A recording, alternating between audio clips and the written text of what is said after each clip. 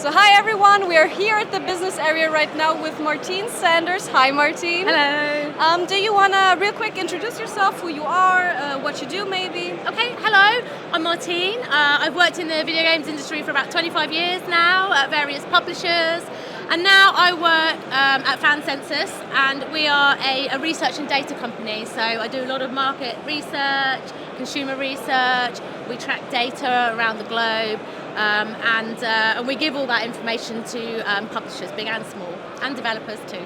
That sounds really interesting. It is, yeah, it is. And how do you feel, is the Gamescom feeling this year? Yeah, it's great, isn't it?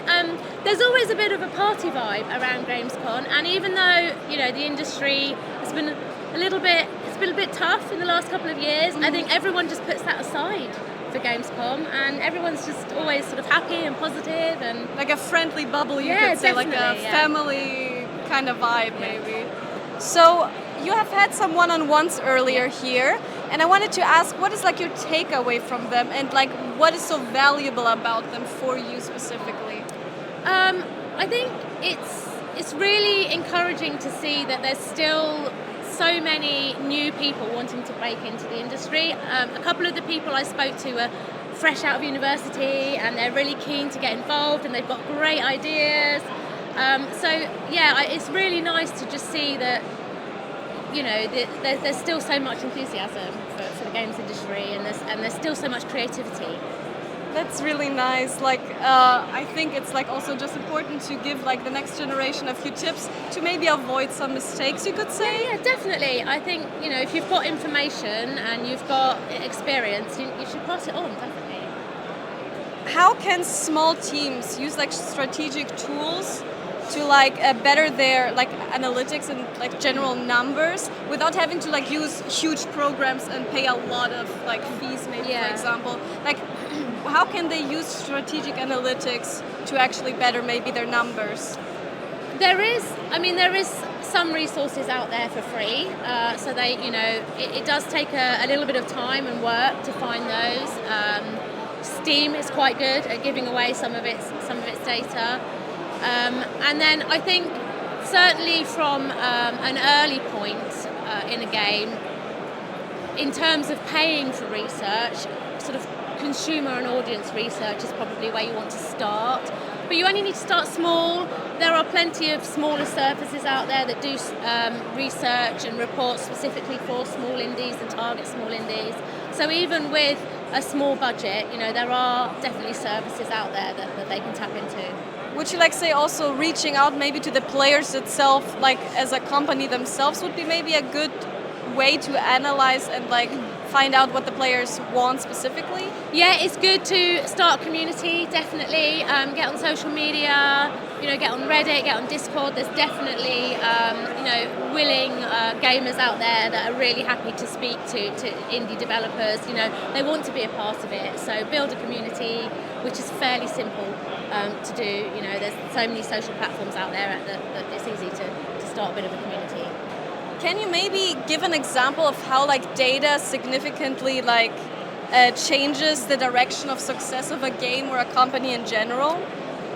Yeah, I mean, obviously I can't give any specifics. Yeah, of course, yeah.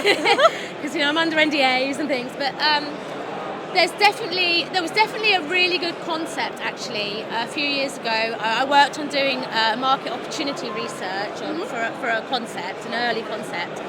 And it was a really good concept, but the numbers just weren't lining up. So we had to go back to the developer and sort of say, look, you know, we think your idea's, you know, great idea, it's worth pursuing, but not as it is. So they had to change some of the fundamental features.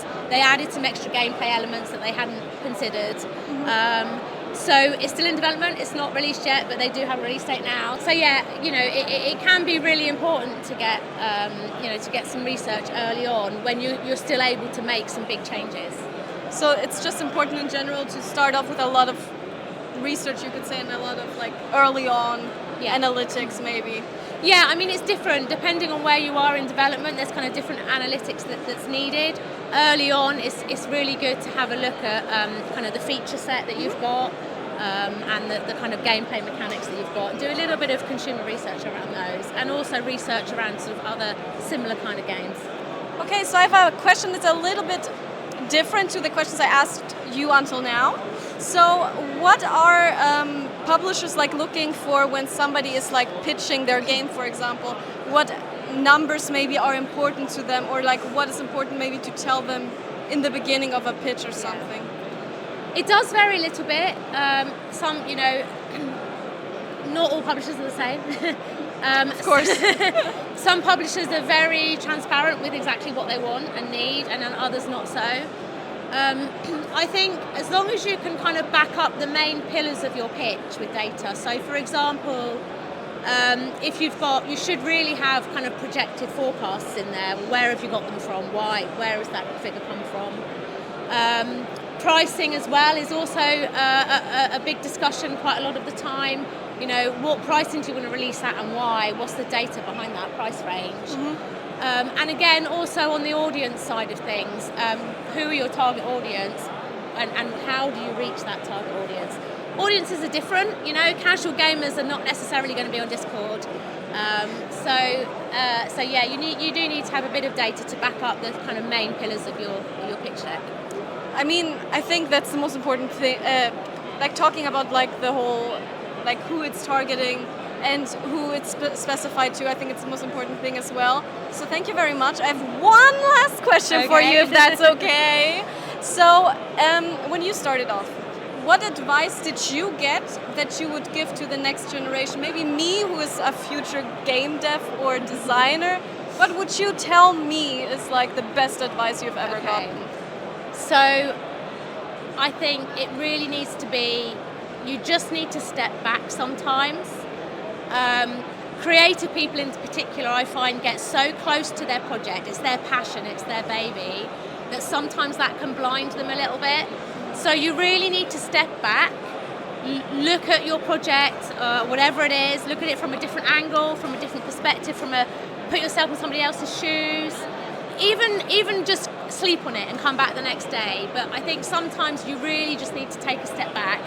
And I still do that now. I'm building reports and research, and sometimes I want the data to give me a particular narrative, and it doesn't always.